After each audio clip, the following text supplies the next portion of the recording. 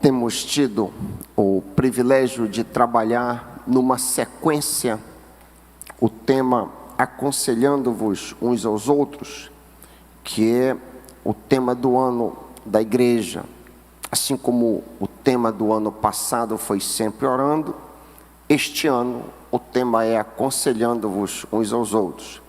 O pastor Patrick tem trabalhado em uma construção cuja o ponto final é quarta-feira. Está tentando construir aí um edifício.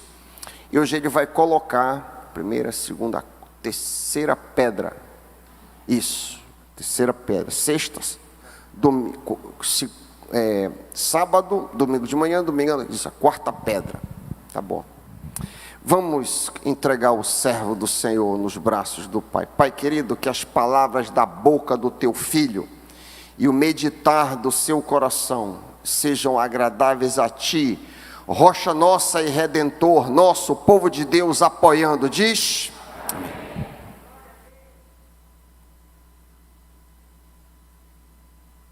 Boa noite a todos. Estes são os fiéis, uma segunda-feira à noite, isso é legal. Não estou falando mal de quem não está aqui, eu entendo que pessoas trabalham, essas coisas, mas eu agradeço a sua presença.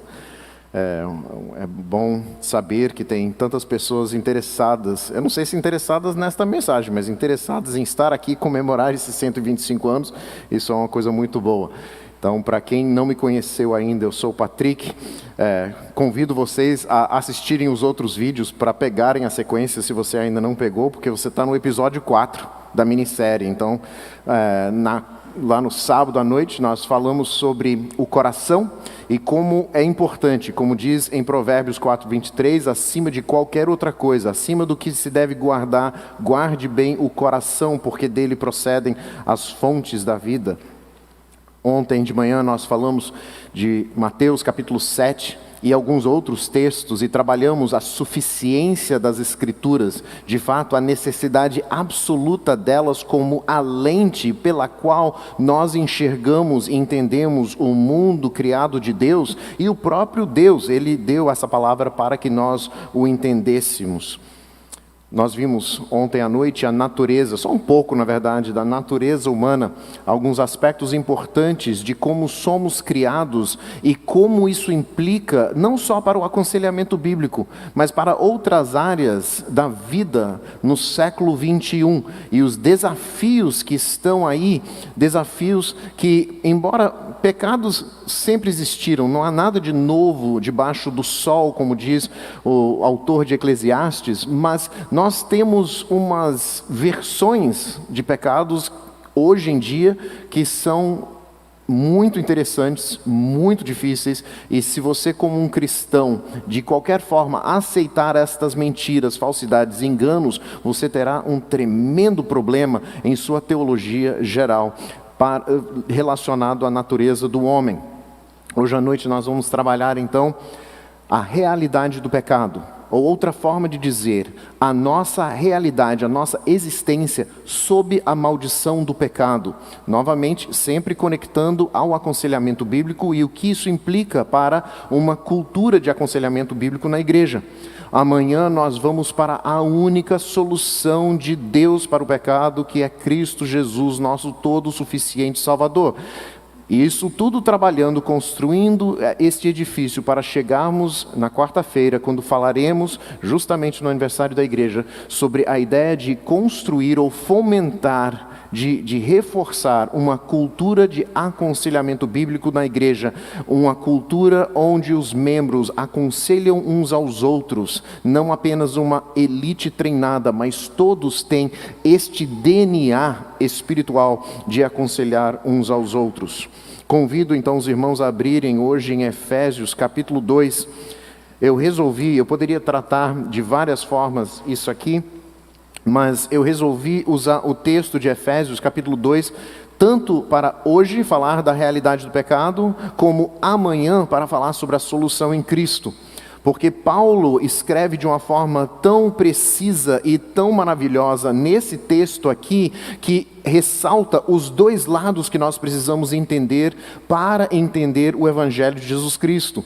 Convido os irmãos, se vocês ainda não leram, ou faz tempo que leram a carta de Efésios, a reler essa carta, especialmente os primeiros 3 capítulos, que são a parte doutrinária, o ensinamento de Paulo. E é claro que os outros 4, 5 e 6 são muito importantes para que você tenha a aplicação prática dessa doutrina. Mas por que então ler esses primeiros 3 capítulos? Porque em Efésios, Deus revela por meio do apóstolo Paulo para a igreja em Éfeso, para as outras igrejas que leram aquela carta, para nós que lemos a carta hoje, Deus revela o seu propósito e plano completo para a redenção do homem. Quer saber o plano de Deus? Quer saber o que Ele tenciona, o que Ele proposita desde antes da fundação do mundo? Efésios capítulo 1 diz que é do propósito, da vontade de Deus, fazer convergir todas as coisas em Cristo, para a glória de Deus Pai. Este é o plano.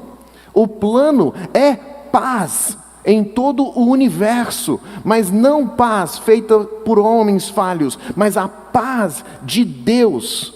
Ele vai avançar, depois desse texto aqui, para falar sobre a barreira de inimizade que existia, tanto entre Deus e o homem, como entre o gentio e o judeu, e como Ele destruiu essa barreira. E essa barreira de inimizade que existia entre nós e Deus, por causa do nosso pecado, resolvido em Jesus Cristo, e a barreira de inimizade entre o gentio e o judeu, que era uma barreira existente, voltando lá para os primórdios da história humana. E se Ele destruiu e instituiu paz entre os gentios e os judeus, e paz entre Ele e os homens, não há motivo para não termos paz entre pessoas que são salvas em Cristo Jesus. Não há. Isso foi gratuito, nem faz parte da mensagem. Foi assim, não vai ter cobrança disso aí depois. Mas aí o capítulo 2 está aqui no meio disso tudo. E o capítulo 2 começa com algumas palavras sombrias, umas palavras difíceis. O bom é que já foram escritas no passado, porque Paulo está descrevendo como eram aqueles cristãos ali de Éfeso, aqueles santos de Éfeso. E nós poderíamos descrever no mesmo formato de usar o pretérito, isso faz parte do passado. Mas ele descreve uma coisa sombria, uma coisa negativa, uma coisa difícil, que é a realidade da nossa vida sobre o pecado. E se você não vier amanhã e não pegar a outra parte dessa mensagem, essa noite pode parecer aquele momento que assistimos, alguns de nós bem lá atrás, o Império Contra-Ataca. André, só para você. O Império Contra-Ataca foi um momento para aqueles que gostam de Star Wars, Guerra nas Estrelas, que deixou a gente assim, como assim? Tem que ter sequência, tem que ter solução. Para vocês mais moderninhos, seria como assistir Guerra Infinita, sem assistir o Ultimato. Porque nos deixa pensando, e agora? É o caos, acabou. Isso são referências, gente. Se você não entendeu, não tenha medo, você não precisa se atualizar, fique de boa, não tem problema. Mas aqui, porque esse texto hoje à noite, sem a esperança do texto de amanhã, parece uma coisa desesperançosa. E vocês vão entender à medida que eu vou lendo aqui. Vou ler então os primeiros 3 versículos aqui de Efésios capítulo 2. Nós vamos orar e aí nós daremos sequência. Ele lhes deu vida. Essa parte já é espanaçosa. Paulo acho que se antecipou já sabendo o que precisava. Mas ele lhes deu vida. Quando vocês estavam mortos em suas transgressões e pecados, nos quais vocês andaram noutro tempo, segundo o curso deste mundo, segundo o príncipe da potestade do ar, do espírito que agora atua nos filhos da desobediência, entre eles também, entre os filhos da desobediência, também nós todos. Você vê como ele mudou para a primeira pessoa do plural, incluindo a sua própria pessoa. Também nós todos andamos no passado, segundo as inclinações da nossa carne, fazendo a vontade da carne e dos pensamentos, e éramos, por natureza, filhos da ira, como também os demais. Se a mensagem só terminasse aqui, teríamos grandes problemas. O bom é que ainda está no passado. E eu vou dar uma prévia do que vem amanhã, para que a gente não saia daqui com só a mensagem negativa. Estas são as terríveis más notícias do Evangelho, das boas novas, porque ela inclui essa parte aqui. Vamos orar, vamos entender um pouco mais e captar essa ideia da realidade do pecado. Bondoso Pai, nós agradecemos por sua palavra. Nós agradecemos, Pai, que o Senhor é um Deus verdadeiro e honesto. O Senhor não mediu palavras para nos falar quão maus somos, quão pecadores somos, quão terrível é a existência sob a maldição do pecado, separados de Deus, inimigos de Deus. O Senhor não escondeu estas coisas, mas nos revelou estas coisas para que nós pudéssemos entender que nós precisamos, nós não temos outra opção, nós necessitamos completamente a salvação em Cristo Jesus, seu Filho. E Pai, nós agradecemos porque o Senhor nos revelou tanto as más notícias, como as belíssimas, incríveis, maravilhosas, boas notícias, de que o seu Filho veio para morrer em nosso lugar, para que não ficássemos só nos primeiros 3 versículos de Efésios e outros textos que descrevem a nossa condição pecadora. Pedimos que o Senhor abra os nossos olhos para as implicações de uma vida sob a realidade do pecado e como isso então implica para o aconselhamento mútuo dentro da igreja. Pedimos isso no nome santo de Jesus Cristo. Amém. Bem, eu vou falar umas coisas muito óbvias. É chover no molhado, eu entendo. Mas aí nós vamos para as implicações dessas coisas óbvias. E às vezes as coisas óbvias, no século 21, não são tão óbvias. Eu sempre me espanto falando com cristãos que falam coisas que uma leitura simples, não estou falando de teologia profunda, não estou falando de línguas originais, não estou falando de pesquisa teológica, uma leitura simples da palavra corrigiria. Nós sofremos um tempo onde as pessoas têm Bíblia para todo lado. Temos Bíblias impressas de todas as versões possíveis, nós temos Bíblias em dispositivos de todas as formas, e nós temos mais epidêmico do que a Covid, um analfabetismo bíblico, funcional, de leitura básica das Escrituras. Se você não sofre disso, diga amém, porque é a graça de Deus. Mas se você não lê a sua Bíblia, não adianta ter em todos esses aplicativos e todas essas formas. Imagine o desespero de Paulo, o apóstolo Paulo, olhando para os cristãos do século 21 e vendo a quantidade, a disponibilidade das Escrituras e o número de cristãos que não leem as Escrituras. Portanto, quando eu falo de algumas coisas, talvez seja novidade para alguém aqui. Mas se não for novidade, então vamos para a aplicação, para mostrar como isso é importante, especialmente para quem é novidade, e especialmente para aqueles que não conhecem a verdade bíblica de forma alguma. Primeiro, o pecado é morte espiritual. Ele diz isso claramente: vocês estavam mortos. Vocês estavam mortos, e ele não estava falando que as pessoas estavam literalmente mortas, mas espiritualmente mortas. Elas viviam, elas andavam, parece um filme de terror, parece o Walking Dead, parece esses filmes de zumbi que estão em alta agora, mortos-vivos. Mas se nós pudéssemos olhar com uma visão espiritual, isso é a nossa realidade. Nós nascemos mortos espiritualmente. Da mesma forma que Adão e Eva comeram do fruto e não morreram fisicamente naquele instante, mas eles morreram espiritualmente. Fala da qualidade da construção do homem, que Adão demorou 930 anos para morrer. Porque ele estava morto no instante que ele desobedeceu a Deus. E nós todos estamos mortos no momento da concepção. Não tem outra, não tem essa ideia de que, não, o primeiro pecado cria a morte espiritual. Não, nós estamos mortos. O pecado é a morte espiritual. E nós temos trecho após trecho na Bíblia que confirma essa condição de morte espiritual. O pecado é um problema universal de todo ser humano na face da terra. O pecado entrou no mundo quando Adão desobedeceu a Deus e passou a condição de morte espiritual para todos os seus descendentes, sem exceção. Você quer ler alguns textos que falam isso? Você pode ler Gênesis 3, você pode ler Romanos 3,10, não há nenhum justo, nem sequer um. Continue lendo para ver que não há nem quem busque a Deus, caso você ache que a gente está numa busca e encontra Deus. Não.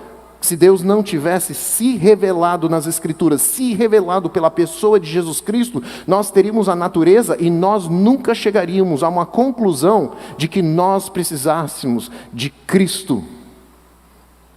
O pecado é universal. Romanos 5,12 diz claramente que o pecado veio por meio de Adão e com Adão veio a morte. Nós temos uma condição em déficit. Nós não nascemos no zero e nem no positivo, é no negativo espiritual. Nós temos um déficit espiritual no momento da nossa concepção. E o pecado é um problema que afeta toda a criação. Não é só um problema espiritual para o homem, mas é uma condição que afeta todo o universo criado de Deus. A tendência à desordem, e ao caos é ligada à maldição de Deus sobre o mundo criado. Ele criou uma coisa boa e sustentável, porém com a maldição do pecado, tudo tende ao caos, tudo tende essa ideia de uma quebra, a corrupção. Isso é normal no nosso mundo, mas não é a forma que Deus criou o mundo. Ele criou um mundo sustentável, não era desordem. E normalmente quando pensamos sobre o pecado, nós pensamos sobre a depravação humana, que é uma parte. E eu já dei uma prévia disso ontem, quando eu falei. Nós temos sim a depravação humana. Nós temos o fato de que nós cometemos pecados dentro do nosso próprio coração, pensamento, coisas que a gente acha que ninguém mais sabe, mas que Deus sempre vai saber. Nós temos coisas que nós cometemos contra outras pessoas. Podemos cometer pecados variados e nós conseguimos, nós temos uma criatividade que vem de Deus e nós empregamos para a criatividade para o pecado. Nós criamos todo jeito de pecar contra uns aos outros. Mas todo esse pecado é contra Deus. Isto é a depravação humana. Mas o problema do pecado também afeta a criação, a nossa fisiologia, a física do mundo, tudo que está no mundo, e nós podemos descrever isso como a fragilidade. A fragilidade. Mudanças climáticas. Aquelas tempestades que Jesus usou como exemplo, das enchentes subindo, o vento batendo contra aquela casa, as chuvas descendo. Você pode ir para lugares onde a chuva nunca cai, desertos, outros lugares onde a chuva nunca para. Eu pensei que o Pará seria assim, mas pelo jeito o clima está um pouco diferente enquanto eu estou aqui. Mas a ideia de que você pode ir para lugares onde tem tornados e furacões e todas essas coisas, aqueles tsunamis que devastaram lugares ali no Oriente, tudo isso faz parte da maldição do pecado. Tudo isso faz parte da fragilidade do nosso sistema amaldiçoado pelo pecado. O fato de nós envelhecermos, de adoecermos, de não podermos combater com o sistema maravilhoso imunológico que Deus nos deu, não poder combater certas coisas, tudo isso tem a ver com a fragilidade. Nós, quando aconselhamos pessoas, lidamos com essas duas partes. Porque às vezes o problema que traz uma pessoa a um aconselhamento não é pecado. O problema é fragilidade, é sofrimento. É lidar com este mundo amaldiçoado pelo pecado. Mas às vezes, também, pode ser a depravação ou também a depravação. Às vezes tem a ver com pecado em reação à fragilidade. essas duas dinâmicas são constantes. E são constantes porque nós estamos mortos espiritualmente e nós sofremos, até mesmo depois da salvação, com as consequências de viver no mundo depravado e frágil. Este ponto é importante quando nós falamos sobre as chamadas doenças mentais, porque são simplesmente formas que os seres humanos usam para lidar com a fragilidade humana, o sofrimento, o ter o que você não deseja ou desejar e não obter, o sofrimento humano. A morte espiritual é justamente o que eu estou descrevendo, morte espiritual.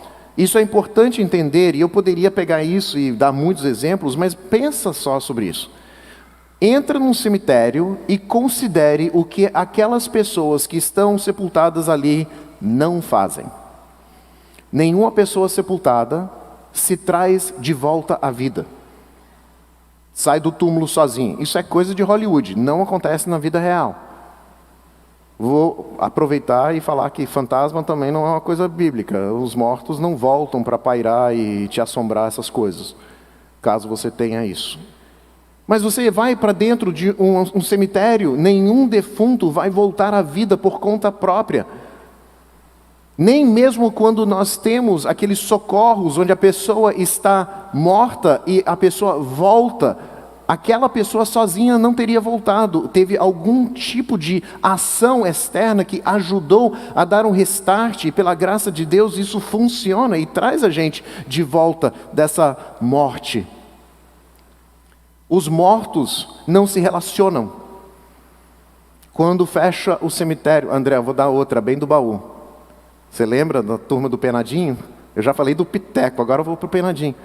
Quando as portas do cemitério se fecham, à noite, não tem um monte de gente morta se relacionando, tendo uma vida social, fazendo uma voltinha em volta de um túmulo de uma pessoa mais legal. Não tem isso acontecendo, porque os mortos não se relacionam.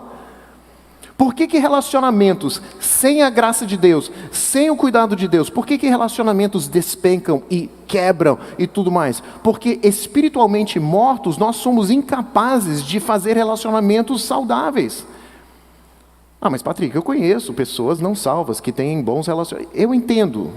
Existem exceções que parecem dar aquela ideia de que não, é possível, a pessoa pode construir uma coisa saudável. E sim, humanamente podemos construir algumas coisas, mas nenhum desses relacionamentos chega ao ponto de glorificar a Deus, porque todos pecaram e destituídos estão, não conseguem alcançar a glória de Deus. Isso é a condição total do homem. E eu poderia trabalhar mais essa ideia do que os mortos não fazem, mas vocês entenderam. E essa é a descrição de Paulo sobre a nossa condição. A morte espiritual. Sabe o que não vai acontecer com o morto espiritual? Não aconteceu na sua vida, não vai acontecer nunca nessa vida. O morto espiritual se dar a própria vida espiritual. Não vai acontecer nunca. A vida espiritual, isso já é um spoiler de amanhã, já estou entregando, a morte espiritual só é superada por uma obra de Deus, é dom de Deus para que ninguém se glorie. O pecado, por ser morte espiritual, produz comportamento pecaminoso, a desobediência. Ele diz aqui, ele descreve a depravação humana da seguinte forma, ele fala sobre essa ideia universal, não há nenhum justo, nem sequer um, nem a Madre Teresa de Calcutá. Uau, Patrick, você apelou, hein? Porque ela é o exemplo que todo mundo dá de uma pessoa santa, eu não sei porquê. Aí você fala assim, não, porque ela fez isso, aquilo, outro, mas ela não era justa pelas coisas que ela fazia. E a única forma que ela tem, eu não sei da condição espiritual dela, mas a única forma que ela foi salva foi pela graça de Deus, mediante a fé em Cristo somente. Qualquer pessoa que você escolher no planeta, a pessoa mais santa que você puder optar e falar, essa pessoa aqui, não há nenhum justo, nem sequer esta pessoa. Mas a verdade é que somos a mesma raça sobre a qual Deus falou, quando ele falou em Gênesis 6:5, o Senhor viu que a maldade das pessoas havia se multiplicado na terra e que todo desígnio do coração delas era continuamente mal. Depois de Noé, o ser humano não sofreu uma mutação onde isso parou de ser verdade. Não melhorou nada. Depois do dilúvio, Noé já teve problemas ali com o seu próprio neto. Ele se embebedou, teve questões ali logo de início. Porque Noé achou graça aos olhos de Deus, mas ele não era uma pessoa que era santa por si. Mas Deus escolheu aquele grupo porque a maldade dos homens, das pessoas, havia se multiplicado na terra e todo desígnio do coração delas era continuamente mal. Não mudou, gente. Nós estamos ainda neste nível, no século 21. Tem um exemplo de 2017, não sei se vocês lembram da greve da PM no estado do Espírito Santo. Teve uma greve que durou menos de um mês, 25 dias. Mas naqueles 25 dias, por causa da falta de presença de uma polícia ostensiva, que polícia militar é uma força ostensiva, é de dar a presença para controlar o público. E um público, infelizmente, ironicamente, num estado chamado Espírito Santo, em 25 dias, matou 205 pessoas por aí. 205 pessoas. Por quê? Porque não tinha polícia na rua. Portanto, o policiamento do coração foi para o beleléu. Infelizmente, estatisticamente, os números não são muito maiores do que isso mensalmente no estado do Espírito Santo e em outros lugares no Brasil. Por uns tempos, nós éramos campeões mundiais de homicídios no Brasil. Uhul! Literalmente nos matando para estar em primeiro lugar.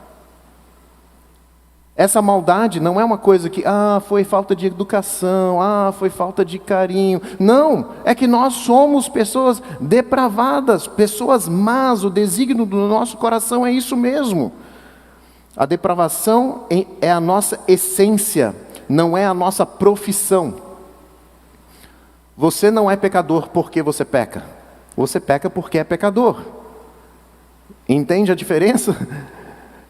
A ideia de que, não, é porque eu cometi estes pecados. Não. A nossa própria essência gera esse tipo de comportamento. Paulo chama de filhos da desobediência. Agora, ele está separando os santos dos filhos da desobediência. Mas aí ele diz, nós andávamos entre eles. Nós também éramos, pela nossa natureza, filhos da ira.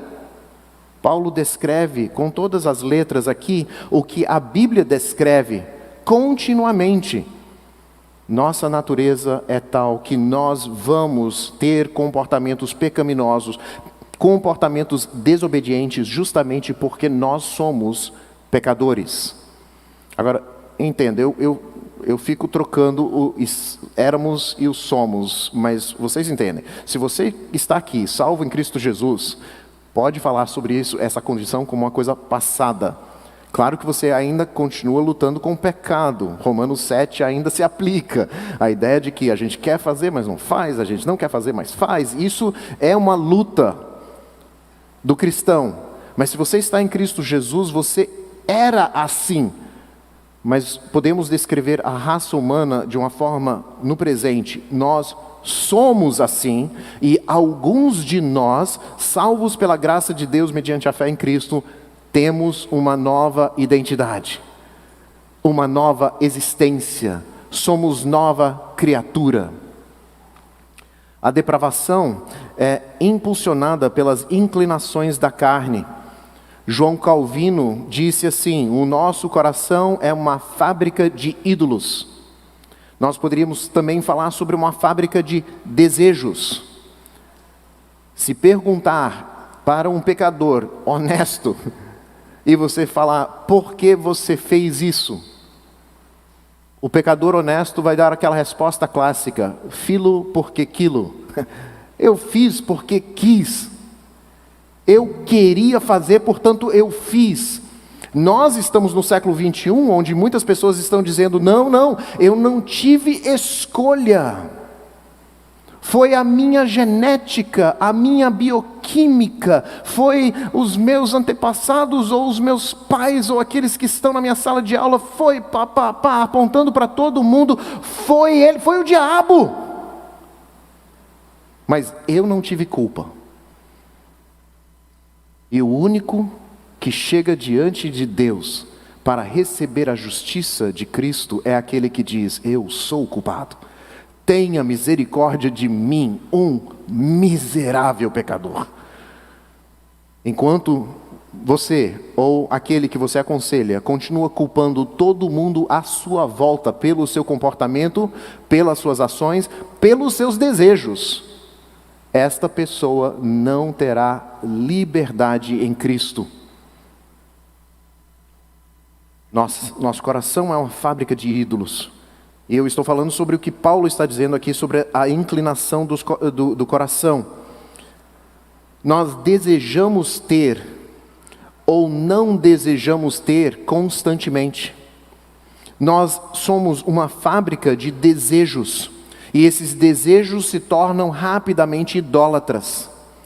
Um desejo por uma coisa boa, por exemplo, eu desejar alimento é natural, isso é uma coisa humana. É uma coisa onde eu vou sobreviver porque eu como, eu me alimento. Mas eu desejar excessivamente, colocar a minha fé e a minha esperança na comida, colocar o meu prazer, o meu gozo de vida na comida é idolatria. E você pode aplicar isso para todas as áreas. O relacionamento sexual, a intimidade física é algo desejável e natural ao homem, mas só pode ser realizado corretamente, biblicamente, justamente dentro do relacionamento uma só carne, do casamento que Deus instituiu. Não é um construto social, não é uma invenção humana, Deus que fez, nós não podemos mudar. Por mais que você deseje então a intimidade sexual com alguém, você só tem uma avenida bíblica para realizar isso corretamente. Então tudo vale dentro do casamento. Aí você também tem que ver que até os seus desejos corretos, no ambiente correto, podem ser excessivos se você deixar que aquilo domine a sua vida, que deixe que aquilo seja um prazer maior do que o seu prazer em Deus e em Cristo. Leia Tiago capítulo 1. Deus não tenta a ninguém, mas nós somos tentados quando nós deixamos os nossos desejos fortes, não é só cobiça, mas desejos fortes, até por coisas boas, mas que nos arrastam e seduzem, e tendo concebido o pecado, geram a morte.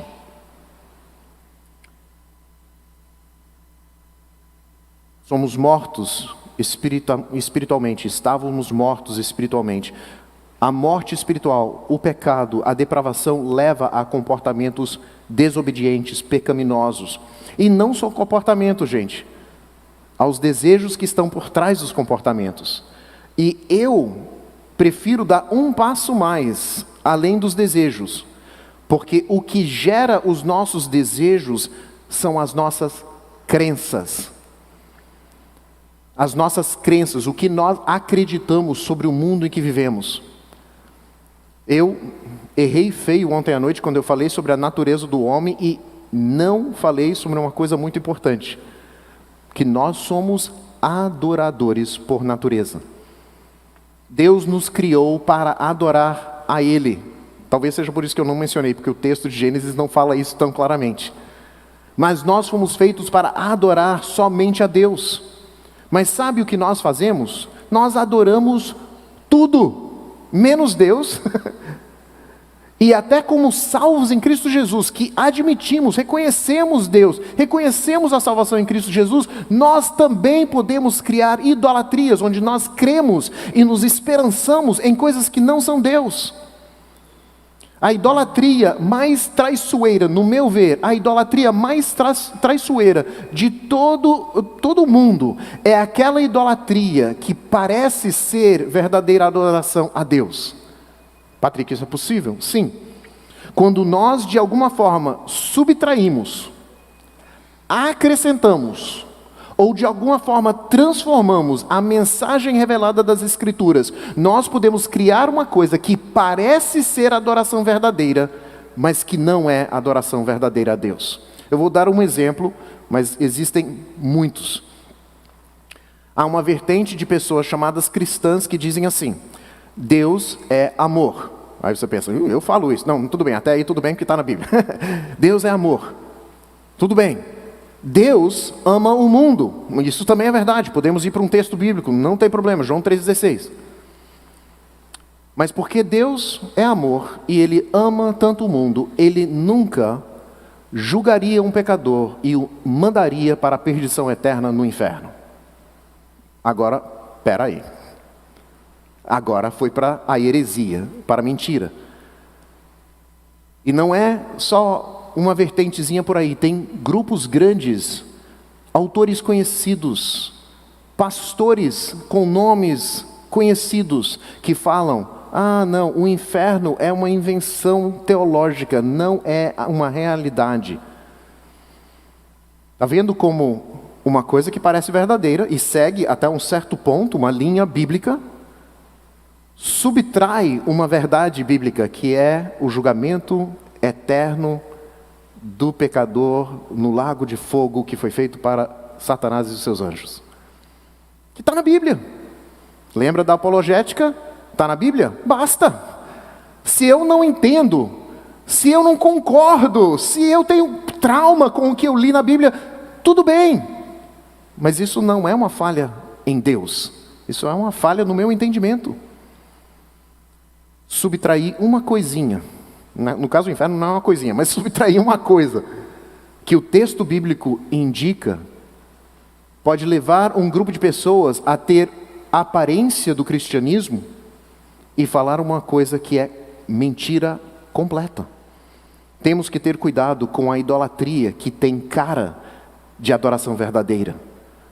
Patrick, isso parece uma linha bem tênue. É complicado, gente. Nós precisamos diariamente, segundo a segundo, da graça de Deus. Porque qualquer esforço humano, mesmo dentro da salvação, não é suficiente. Paulo falou para os Gálatas: ó insensatos, vocês acham que tendo recebido não pela lei a salvação, mas pelo Espírito, agora vocês vão andar na santificação pela carne? Não, gente. A salvação é de Deus, a santificação é de Deus, o aconselhamento bíblico aponta para Deus, porque o esforço humano não é suficiente. Nós temos obrigações, deveres, responsabilidades, nós temos coisas que Deus diz: faça isso, não faça aquilo. Entenda, isso faz parte. Mas o esforço da transformação espiritual é coisa de Deus, e tem que ser de Deus. E quando é de Deus, é maravilhoso, é completo, é transformador. Então, uma aplicação final aqui, que eu quero fazer, que isso é muito importante. Se você não conhece os livros de Daniel Berger, tá, gente? Eu sei que tem uma história aqui em Belém do Pará com um Berg. Esse não é o Berg, é o Daniel Berger II, na verdade. Ele está vivo hoje, não é uma pessoa histórica. E ele tem vários livros produzidos pela editora Sebi, que é de Brasília. Eu posso dar o link e indicar para vocês. Mas ele fala sobre uma dinâmica muito interessante na psiquiatria, que é, eu vou dar um termo, é complicado, mas não é tão complicado assim. É chamado de degeneracionismo universal versus degeneracionismo individual. Agora que eu te dei esses termos chatos, vou falar o que é. No mundo secular, se você demonstra algum impedimento, algum tipo de sofrimento, alguma coisa que não se recupera logo, depois de um certo tempo de duração, gravidade e impedimento, são 3 critérios, você é diagnosticado com um rótulo de doença mental.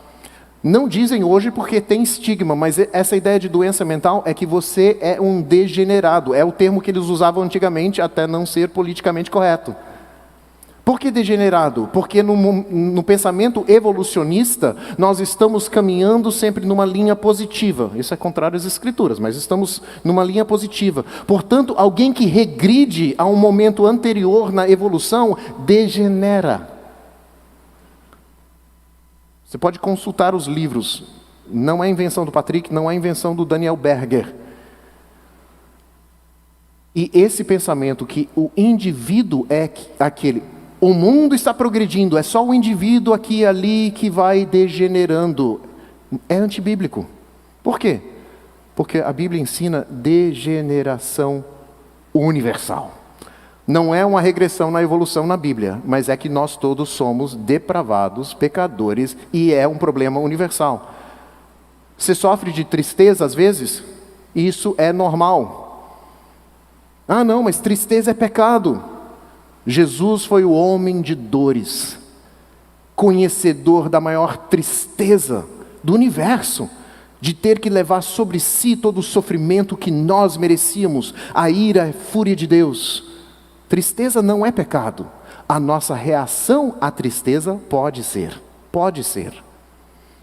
Nós não somos indivíduos que de vez em quando regredimos na nossa evolução. Nós somos todos pessoas necessitadas de um Salvador, porque todos nós precisamos de Cristo, todos nós estávamos mortos em nossos pecados e transgressões, todos nós éramos por natureza filhos da ira, todos nós precisamos da salvação que nós vamos ver amanhã à noite. Mas para não deixar a gente nesse quadro deprimente de só depravação completa e fragilidade, obrigado Patrick, agora eu posso ir para casa bem feliz. Eu posso dar nesses últimos 2 minutos um resumo da esperança. Porque Jesus não deixou a coisa do jeito que estava. Ele não deixou a coisa do jeito que estava. Eu vou até entregar uma coisa importante de amanhã. Leia em Efésios 2, versículo 4. Só as primeiras 2 palavras. Em algumas versões está lá, todavia Deus. Na versão nova Almeida atualizada, mas Deus. Se você está aqui hoje e você nunca colocou a sua fé em Cristo Jesus, essa descrição dos primeiros 3 capítulos ainda se aplica à sua vida. E Jesus Cristo quer mudar este quadro. Ele quer transformar a sua vida. E Ele pode transformar a sua vida com um simples passo. Simples no sentido que não tem muitas partes. Complicado porque exigiu a morte do Filho de Deus. O passo é esse aqui. Deus te dará a salvação em Cristo Jesus. Pela graça, de graça, mediante um passo seu, a fé em Cristo Jesus, acreditar na mensagem da salvação em Cristo Jesus, porque nós éramos mortos, nós éramos por natureza filhos da ira, nós éramos levados pelas inclinações da carne, nós éramos todas essas coisas, mas graças a Deus, e graças ao seu Filho, graças ao poder da ressurreição do seu Espírito, hoje não somos mais. Bondoso Pai, nós agradecemos por sua palavra. Nós agradecemos porque o Senhor não nos deu apenas as más notícias, mas nos deu as infinitamente maravilhosas boas notícias, de que o seu Filho já pagou o preço. O inimigo está derrotado. A morte e o pecado não têm mais poder sobre as nossas vidas.